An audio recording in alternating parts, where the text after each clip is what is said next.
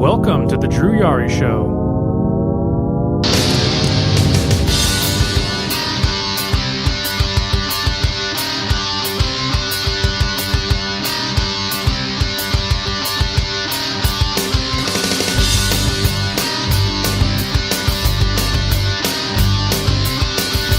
Hey, what's going on, guys? It is Wednesday, May 29, 2019. Welcome to episode, I believe it's 84?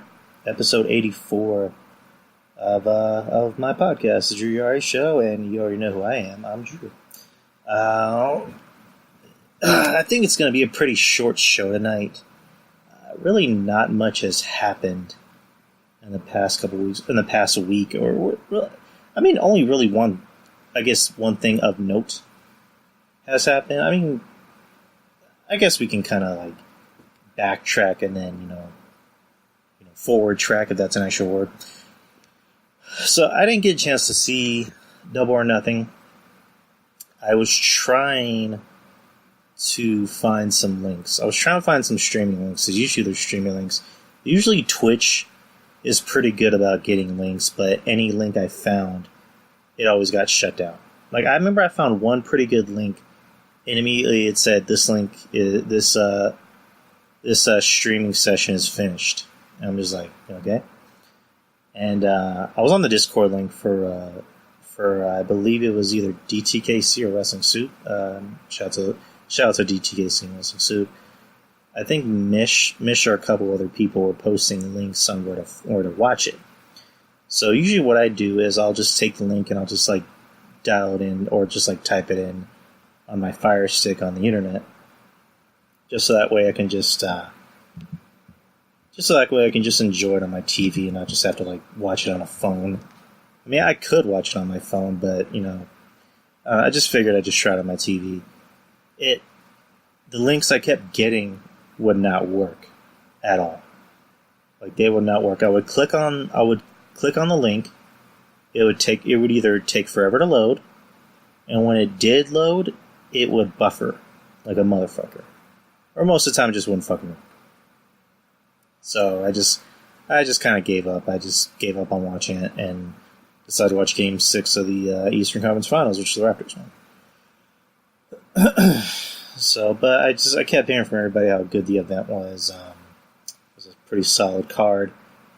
I mean, I'm going to try and watch it again. Hopefully YouTube, might have posted the full show. I mean, because I really do want to watch it.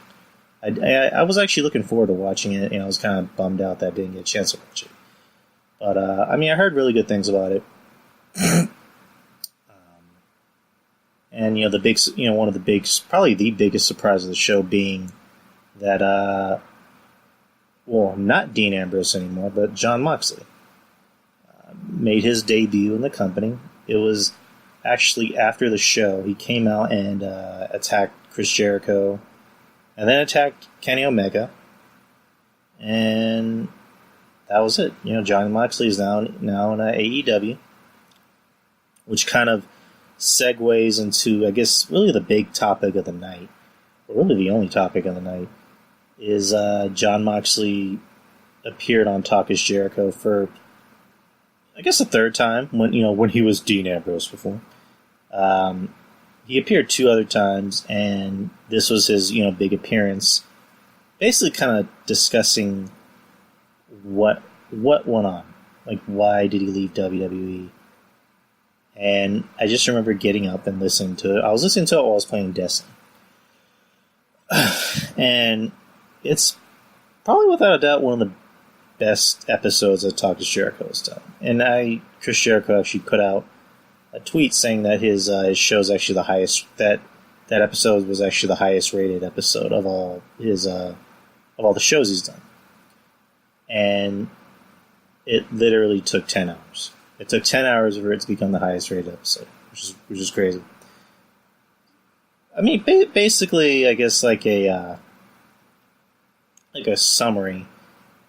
A lot of Dean Ambrose's problems, it was a combination of it being creative and Vince McMahon, mainly Vince.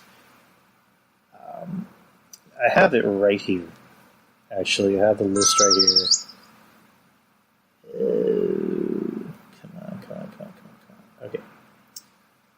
Mandatory.com. He says he's never been happier, and that the weight of the world has been lifted off his shoulders. He's just going to read what he said. I listened to it. I did listen to it. I probably should have taken notes. But he said, I pretty much knew I was gone in July of 2018. Oh my god, what the fuck? This fucking thing's up, sorry.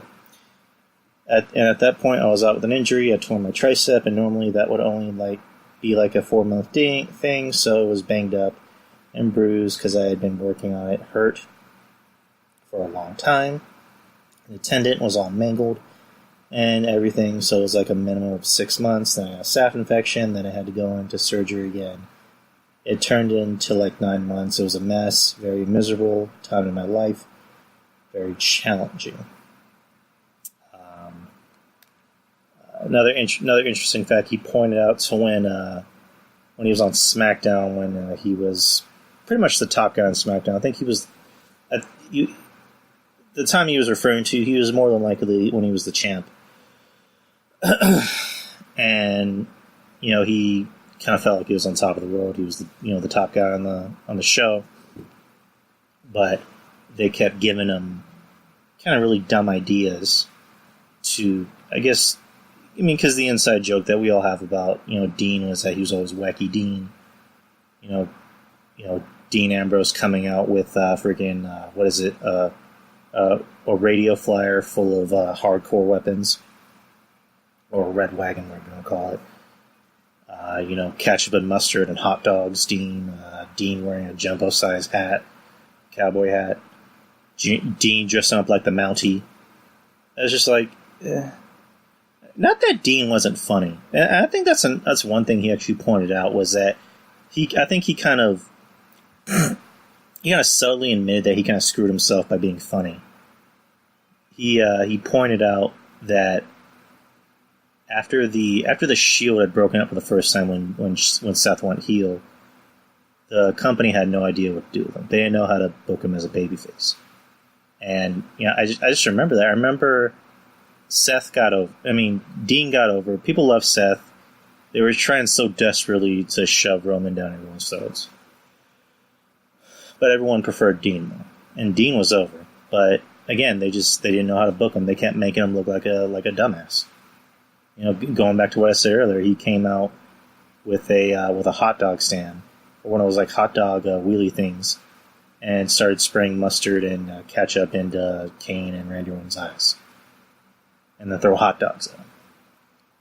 And then when he became WWE champion, again, they made him look like an idiot. They literally had a segment where he pulled up to the arena in a cab and almost lost the title in a cab. It's like, you want this guy to be champion, you're making him look like an idiot. So, and then going back to what I said about him being funny, he said, the minute I even showed that I had a little bit of comedic timing, that's when they figured, oh, he can be funny then. So, in a way, I think he kind of blames himself for the fact that he was kind of put in comedic skits because he showed he can be comedic in some aspects. And also going back to what I said earlier, he was, he's gone into Vince's office telling him, I don't like, this goofy shit that you're giving me. I think you should change it. And, Vince is telling him, oh, Dean, it's some funny shit. It's you. It's totally you. It makes you relatable. And then Dean, asks Vince, so I'm an idiot then? You think I'm an idiot? Oh, no, like it's gonna get you over with the crowd. It's gonna make you relatable. And Dean's pointing out, nothing of what I did made me relatable or made me look cool. At least when I was a face, I could look. At least when I was a face, I can get away with certain things. When I was a heel, I'll just read what he said. So one day I come into TV like normal. At this point, I think I'm on SmackDown. I'm a good guy, a babyface, a pretty major good guy on the show. Basically, the lead guy on the show at this point. I come in and get a backstage promo handed to me from a writer. Writer is going to be a key word in this podcast. You will find and the word script. I get a script handed me by a writer, and it's backstage promo, and it's me describing things I did on the way to the arena.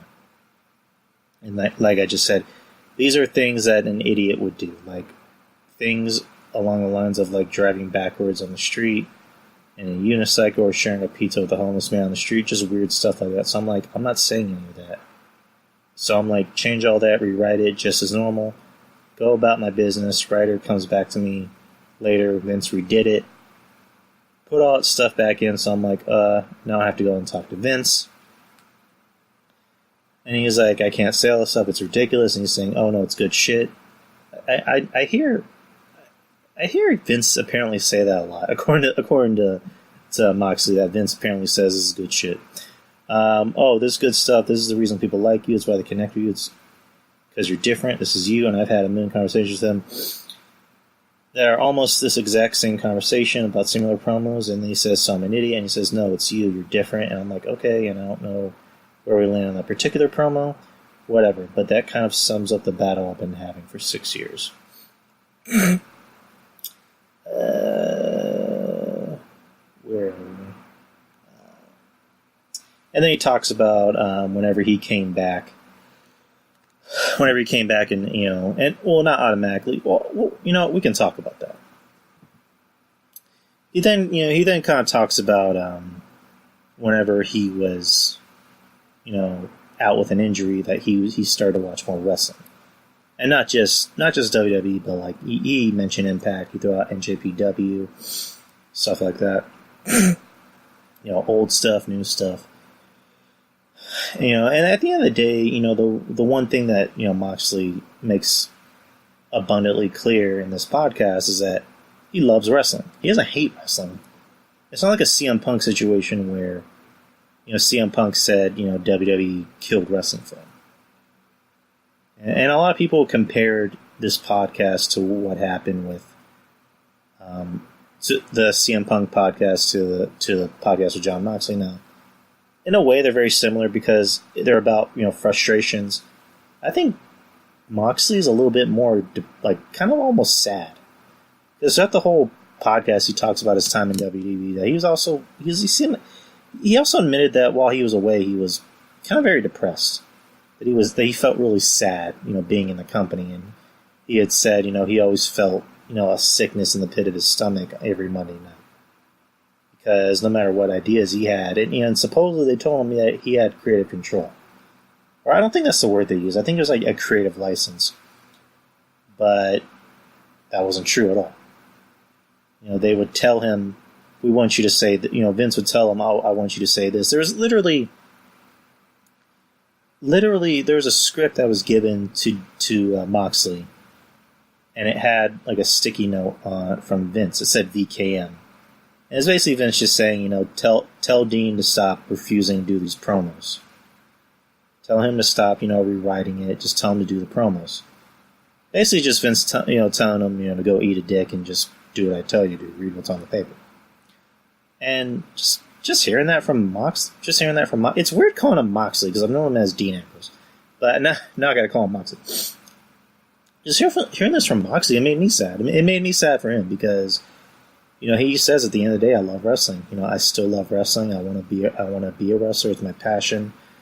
He pointed out, even if there wasn't another wrestling company, I still would have left WWE. I would have even made my own wrestling company. I would have made my own school.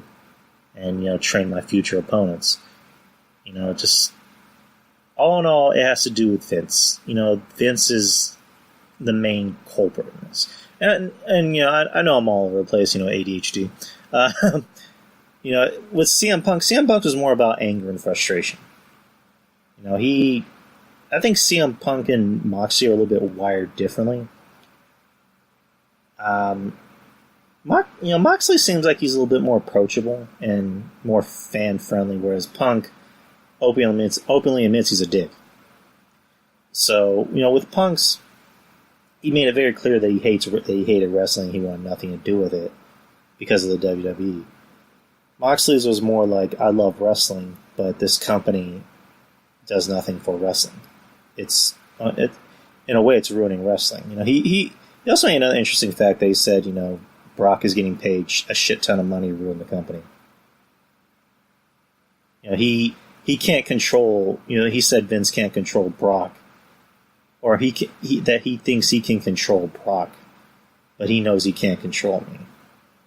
So it's just overall, like, I mean, I'll get into more of what happened in the podcast, but that's kind of the difference between Moxley and Punk. Moxley is just, at the end of the day, Moxley just sounded like he was very sad in the WWE, and I can't blame him, because as fans, we're all sad when we watch the product.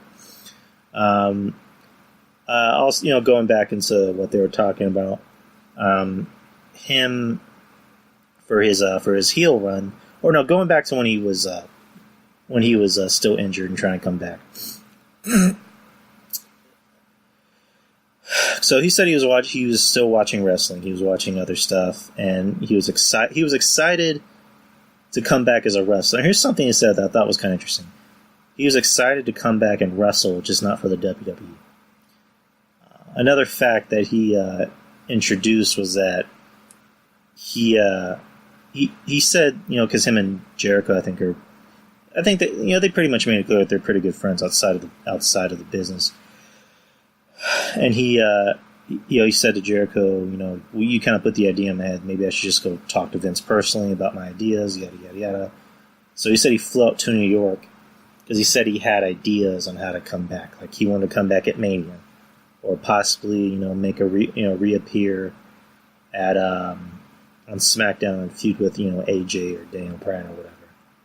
So when he came back and talked to Vince, Vince told him, "Oh, well, we're gonna have a Shield reunion. You already advertised for it," and that was just a kick in the balls for Dean, because we've already seen the Shield.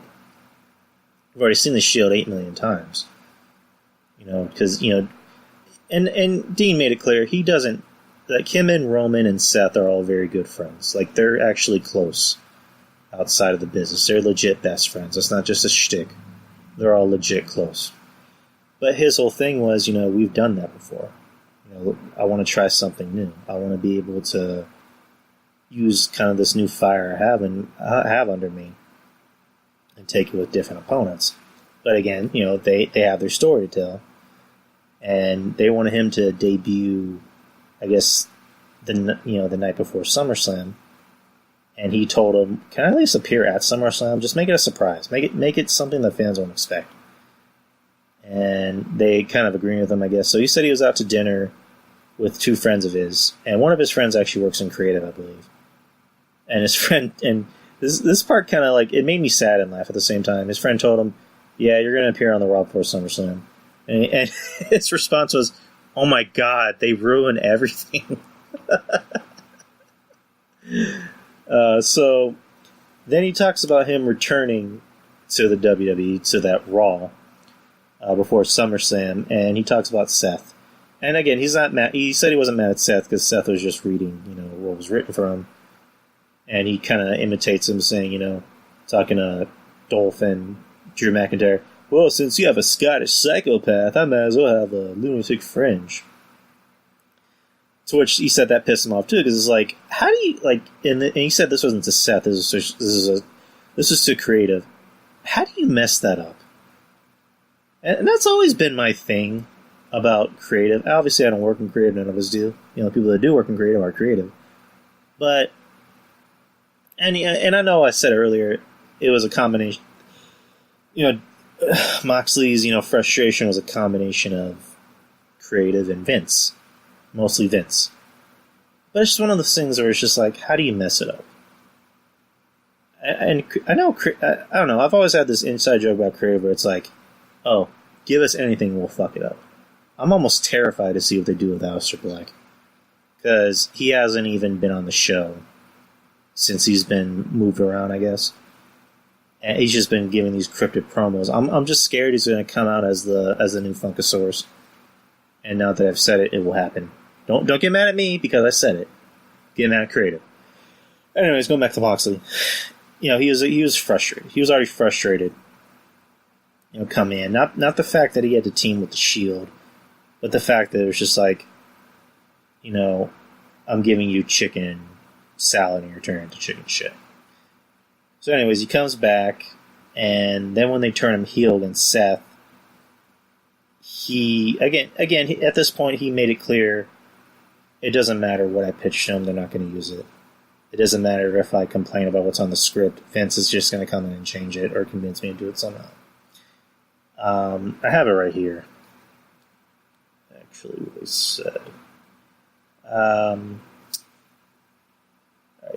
Moxley went into detail in his final heel run where he was doing Seth Rollins, saying he was supposed to have several backstage segments, but he was most concerned with one final one in the ring. He critiqued this one as being absolute garbage, awful crap that you can't make any sense of. Jericho notes that he remembered being there for it.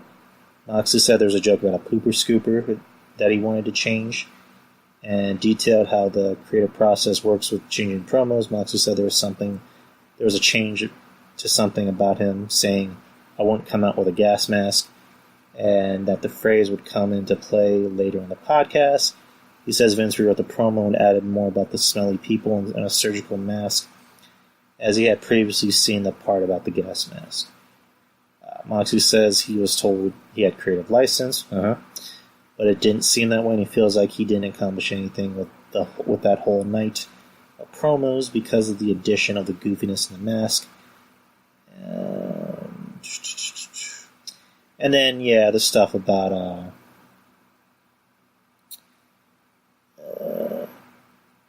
what was it? Oh yeah, Moxley says the second story he wanted to share is the day he knew he was leaving and recalled the promo where he got vaccinations to protect himself against the dirty fans. Yeah, I didn't watch that for obvious reasons. I just saw it online. I'm like, ugh. Like, why? He says he had a conversation with Michael Hayes about not being excited about the promo and still tried to make the best of things. Like he said, he always thought that would be it. Then talks about how he always thought there would be the one thing he couldn't recover from.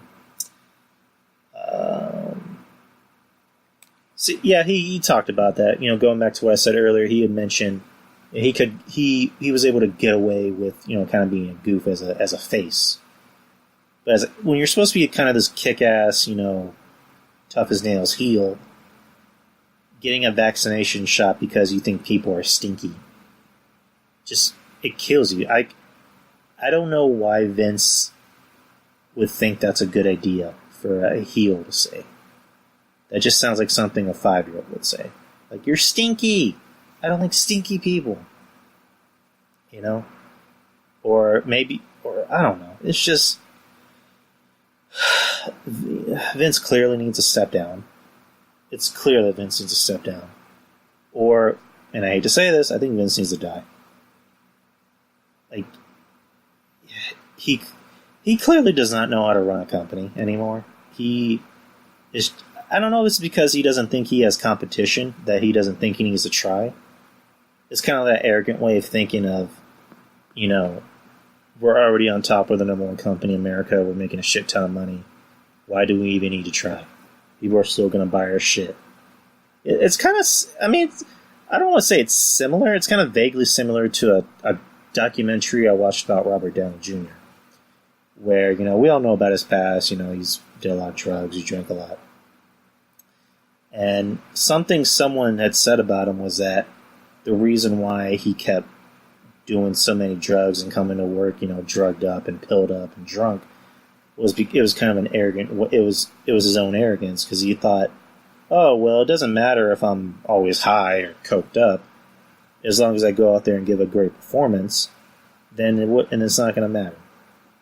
But then it got to the point where directors got tired of him, movie studios didn't want to touch him, and then he reverted to just literally taking any role for the money, to the point where not even the worst movie studio would hire him.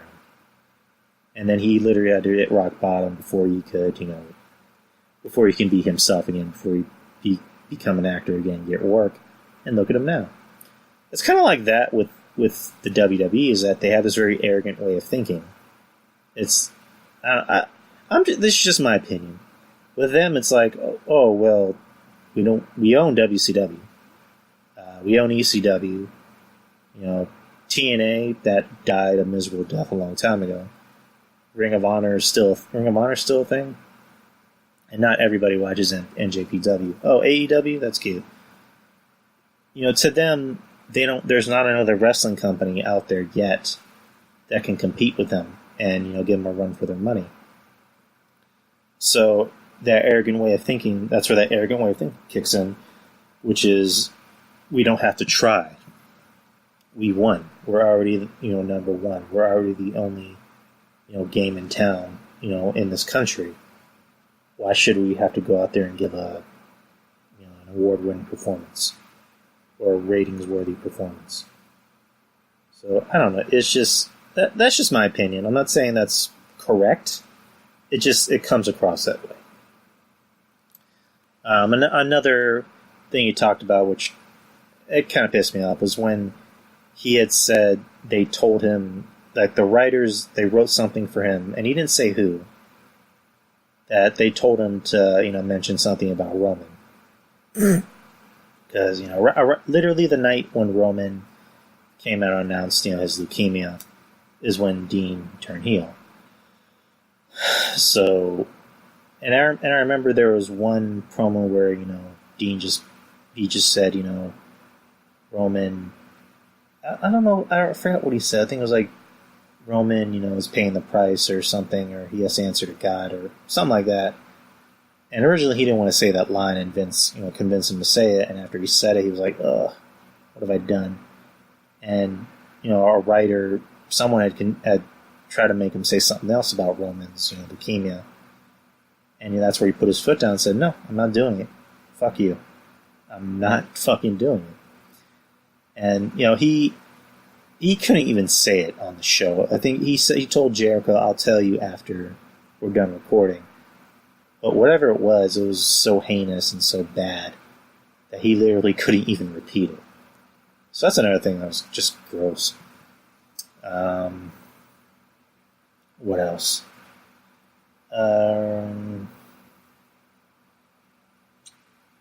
He said he also felt he was feeling creatively brain dead, even as far as back as his feud with Jericho and Mish the Potted Plant. And they were trying to take wrestling away. That was in 2016.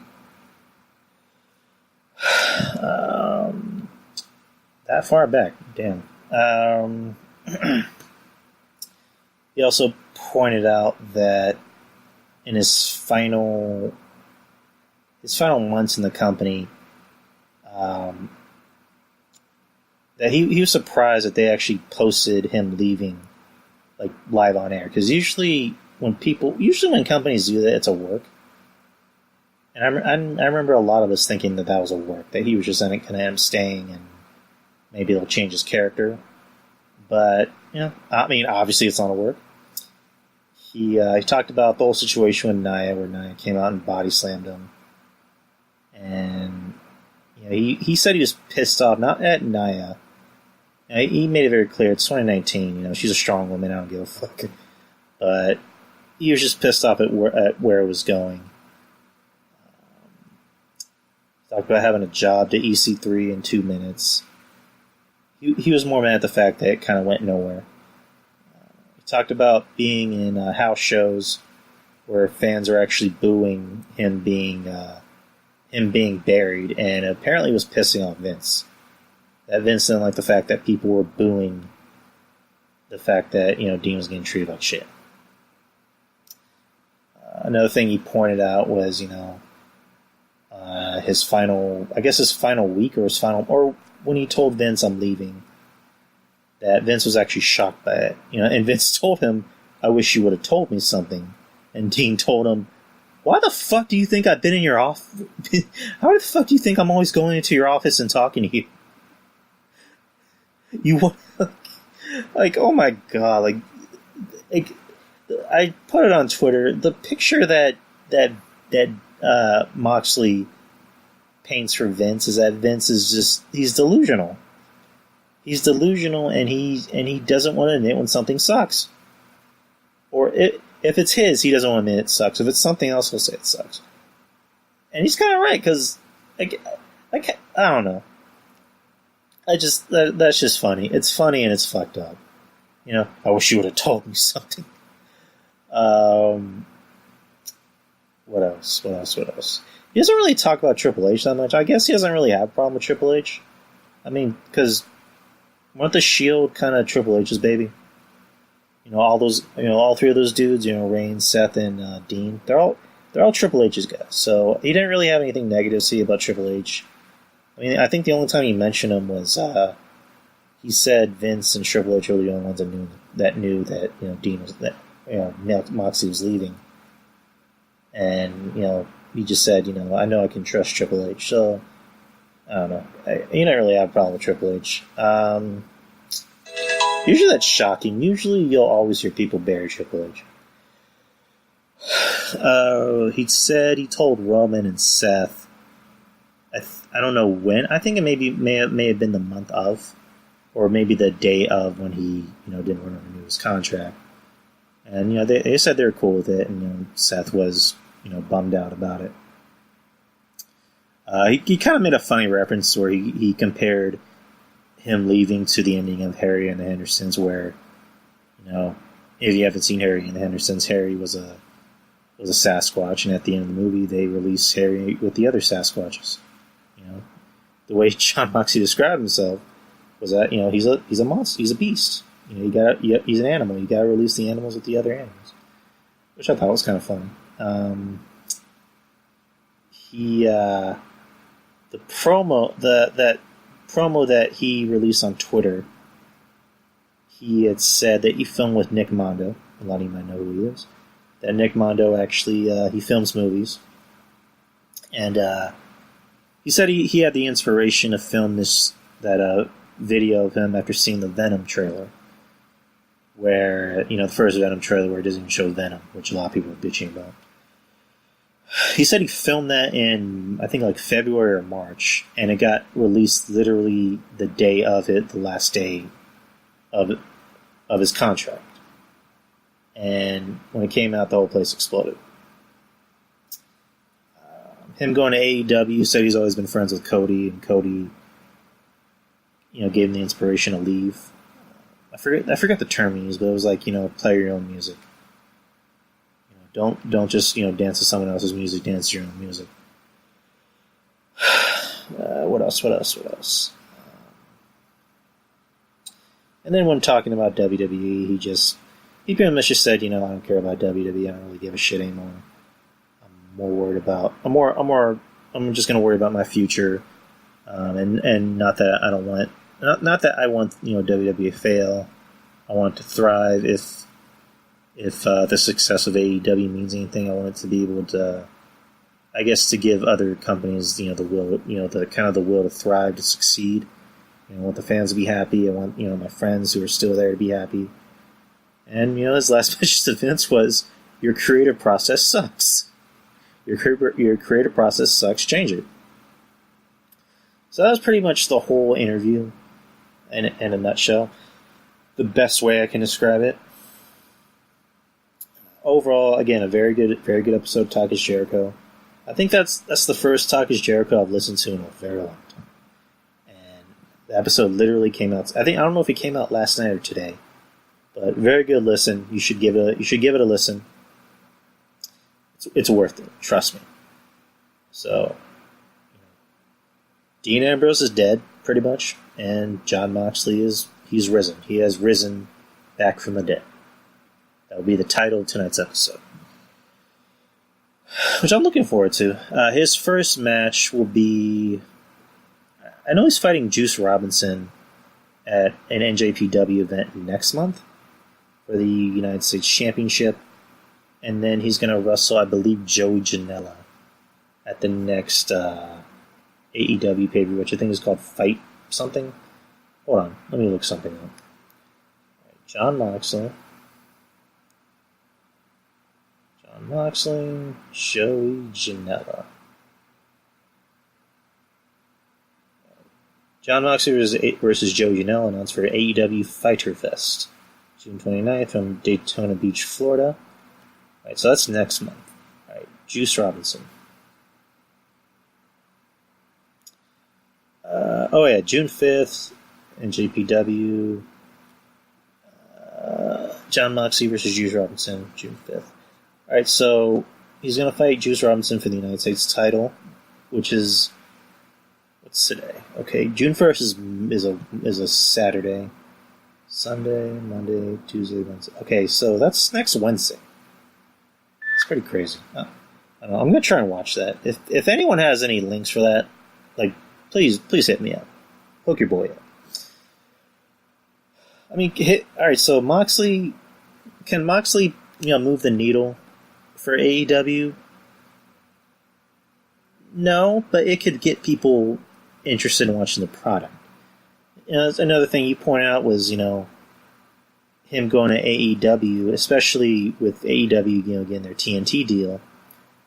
It brings in casual fans because fans could be watching, could just be just be browsing through the channels and see AEW, and they'll see Jon Moxley and they'll go, "Oh, it's the guy from the Shield. Who's he fighting? Oh, who's Adam Page? He looks pretty cool." A guy like Moxley can bring maybe some new eyes to the product. It can bring in WWE fans. And they'll see a guy like Moxley and go, "Hey, wasn't he in the Shield?" And they'll see Cody Rhodes and go, "Is that Stardust?" Or, they'll see Jericho and go, "Oh, is that Chris Jericho? Where's his list? Oh, he looks pretty cool." So Moxley being on the roster, it definitely will bring maybe some maybe bring some new eyes and ears to the product. Will it move the needle? No. They definitely are going to need more star power. For them to move the needle, John Cena would need to appear. They would need to sign John Cena tomorrow. That would definitely move the needle. Maybe a CM Punk. That can move the needle. Or a Batista. But, Moxley joining the roster, it definitely can bring some new eyes and ears to the product. Definitely. I'll watch. Their next pay-per-view event, I'll probably order it. I'll order it just so I can watch it. Because all these links fucking suck dick. But, yeah, I'll more than likely order the next pay-per-view event just to check it out. And I'll definitely be watching when they debut on TNT this coming October. One thing I'm not watching is WWE Raw and SmackDown. That's for sure. I mean, oh my god, I don't want to sound like jumping ship to another company, but I might be close to jumping ship to another company. The shows are just bad. They're very unwatchable. I can only watch the first, the beginning segment of Raw the other night, and after that I lost interest. I couldn't. Brock coming out, to his Brock party and dancing. I mean, I thought that was funny. Brock acting like a goof. It looked like Brock was actually having fun. But I didn't care. I don't care. And the fact that they're giving Baron Corbin a championship match, it just shows that the company does not care. I don't know if it's a combination of I don't know if it's because the company doesn't view AEW as a threat just yet, or it's because they just truly don't give a shit. They just don't give a shit. It's we're going to replace AJ Styles with Baron Corbin. It's hey, I'm going to take away your perfectly used Mazda S6, S6 2016 car. That still runs well, still, gets good mileage. And I'm going to give you this donkey carriage that only has 2 working wheels. And that smells like shit. And by the way, I have a 2016 Mazda S6. Or Mazda S3, I mean. That's a really good car. I pay for it. It gets good mileage. Anywho. Yeah, Baron Corbin facing Seth Rollins at the Saudi Arabian pay-per-view next week. It's just, why?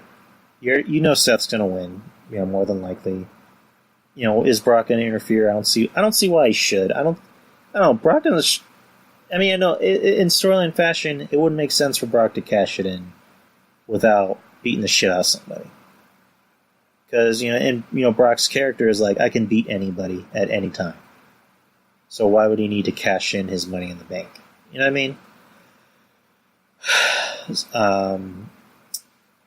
Again, I didn't watch the rest of the show. I heard the Firefly segment was not as good as the other ones, but still good.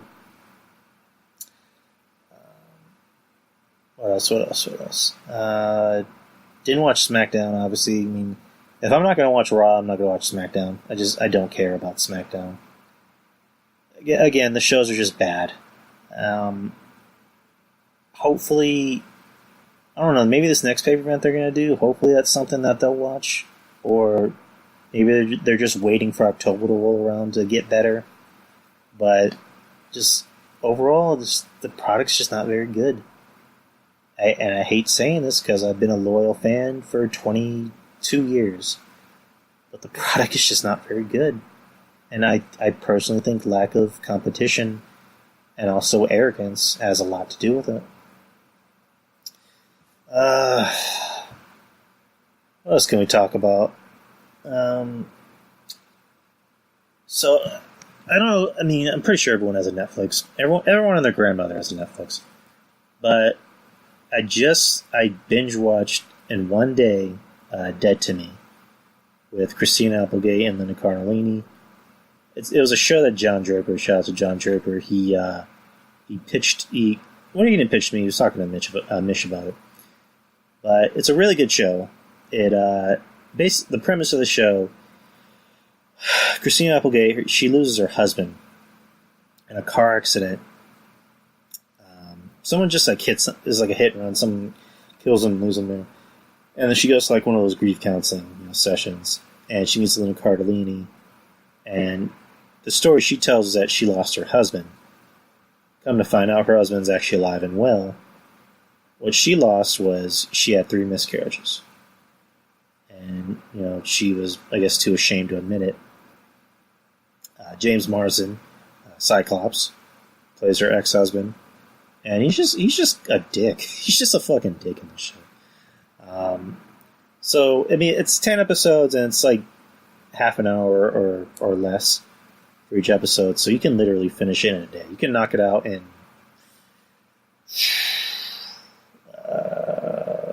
So 1, 2, 3, 4, 5. You can knock it out in like 5 hours. So it won't take that long. But it's a really good show. Really, really well written.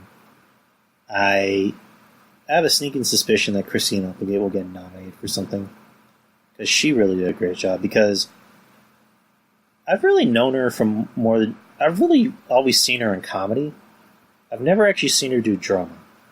And she knocked it out of the park in this role. Like, she was kind of an unapologetic bitch. And she had a reason to be one.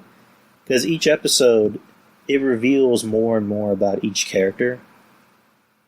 And to the point where you're like, we don't know who to trust. We don't know who's the good guy or the bad guy. It's kind of a murder mystery, but it's a dark comedy. There's a lot of parts in this show where you laugh at things that you're not sure if you're supposed to laugh at them. Because there's parts in it where they would try to be serious and then something funny would happen. And they're just like, okay, fuck it. But Applegate, I thought she did an amazing job. She needs to get nominated for something. Emmy, Golden Globe, whatever you want to call it. The only thing that kind of bothers me about the show is that it's getting ill. The way the show ends, you already know it's going to get a second season, which I'm just like, ugh. It's like the show 13 Reasons Why, where the show ended. The first season ended, and then it got a second season, which I'm just like, it didn't make any sense why there was a second season. I mean, it kind of did and didn't, because the whole purpose of season 2 was about a trial, which I'm just like, okay. And season 3 ended, and it hinted at another season, which I'm just like, what the fuck is the point of a third season? It's called 13 Reasons Why. That's another thing that bothers me, are titles. Whenever the title of a show has a very like, pretty much a very bold and concrete title, if there's more than one season, it kind of takes away from the title. You know what I mean? 13 Reasons Why, and then 13 episodes in the first season, and then it has another season, which you're just like, doesn't that kind of take away the purpose of the series? Just saying. So, and then, with Dead to Me, it's going to continue, which I'm just like, I don't see why it should continue. That's just my opinion. So I finished that. I'm trying to get through. Was it? Fuck! I just forgot the title. Haunting on Hill House. There you go. Haunting on Hill House. I'm like really late to that because I tried to finish it when it came out, fell off for a bit, and now I'm getting back to finish it. It's 10 episodes. Each episode is about like an hour long. Overall, really good. It's not. It's scary. I mean, it's scary in some parts because some parts is very creepy. It doesn't try to sully everything with jump scares, which is good. A lot of horror movies try to do that. They try to every horror movie nowadays is pretty much a jump scare palooza. This isn't jump scares. It's more about tension. It builds tension. It's more about a family just dealing with loss and mental illness. I have 2 more episodes to do. I was this close to recording late. I was like, fuck, I hate recording late because I feel like I speed through everything when I record late. But I'm about 2 more episodes in. After I'm done with this, I'm gonna edit and then upload and then just finish the rest of the series. Really good series if you're into horror. If you're into thrillers or just tension building, movies or TV shows, you'll like this.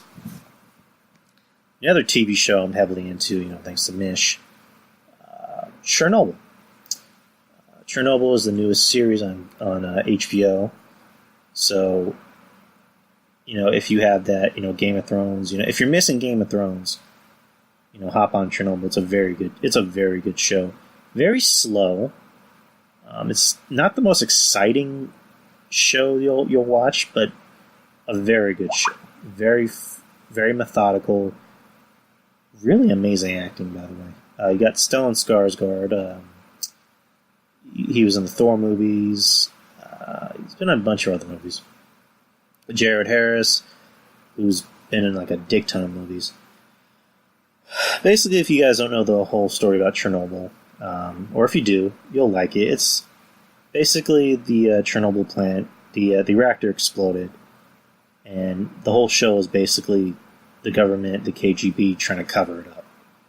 And anytime someone tries to come out with, people are going to find out about this. There's literally a part in episode 4 where the doctor was telling somebody if anybody heard about this, and some random dude was behind her going, "Heard about what?"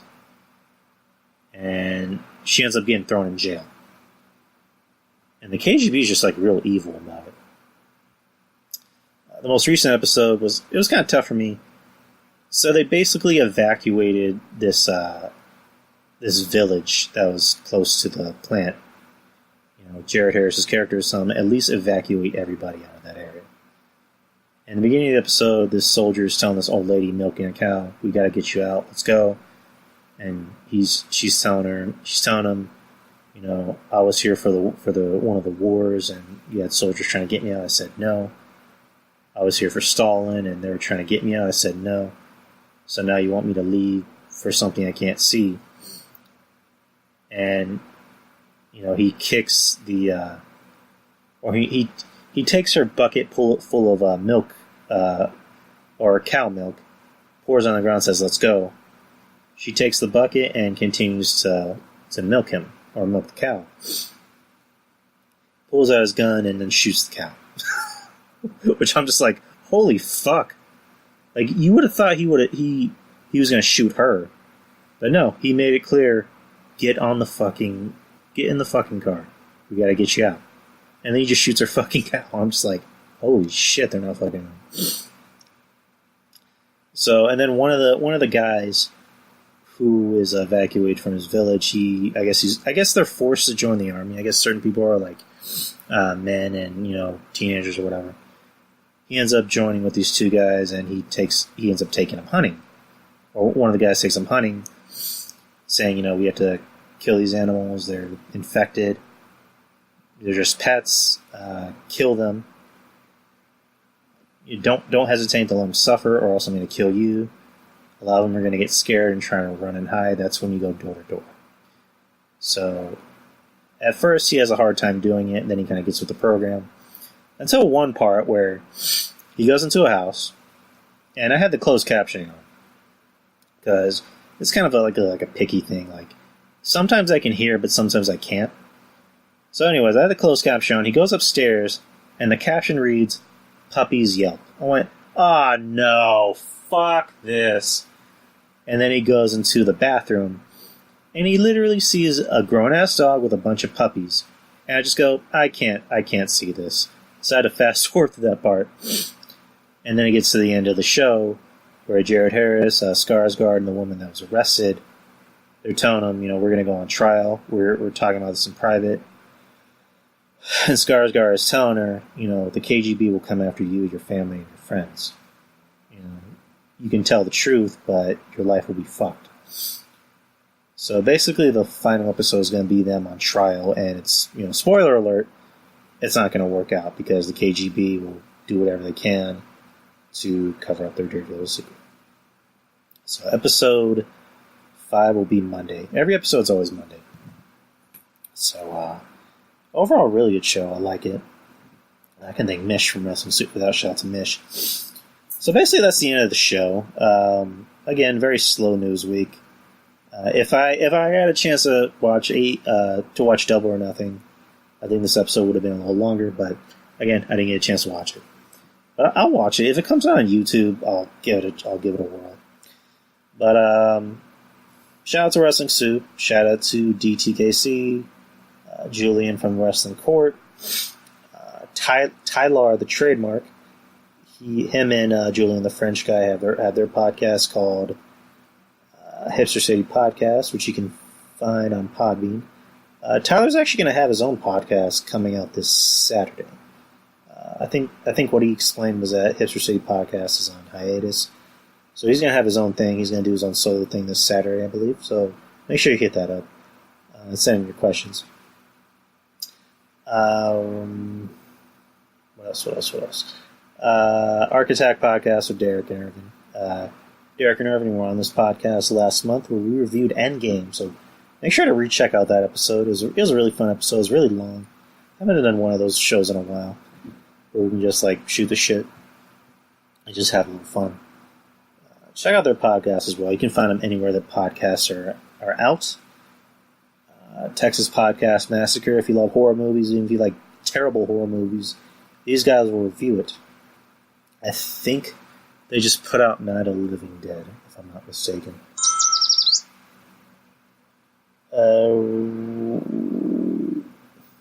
Is it Night of the Living Dead?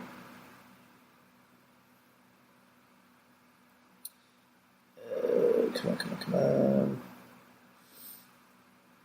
Oh, it's The Thing, actually. The Thing. They just did an episode about The Thing. The original, not that crappy remake, which was like the prequel, I believe. Who else am I forgetting? Oh yeah, the Peter Position. My friend Peter, he has his own solo podcast called The Peter Position, and he also has a podcast with a friend of his. It's called Bops and Bangers, or it's basically a music podcast. So if you're a fan of music, that podcast will do its job. Also, I kind of want to help my friend out here for a bit. Do you like balls? Not those kind of balls, you pervert. The actual, balls. Like dancing, dressing up, having fun, drinking, having a good time. Saturday, January 25th, 2020, 5 p.m. And then continuing on through the very next day, on Sunday. The New Year's Masquerade Ball. It's going to be at the Victoria's Black Swan Inn on 1006 Holbrook Road, San Antonio, Texas, 78218. It's not till January 25th, but get your tickets now. And I'm going to leave the link on here. But to purchase your ticket, it'll be $26. And this covers everything, literally everything.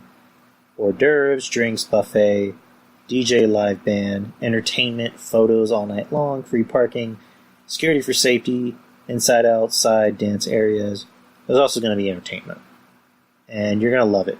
My friend Jess, she's going all the way out. Jess, she was on the show here a few times, Miss High Times. So yeah, help my girl out. help my girl out, buy some tickets.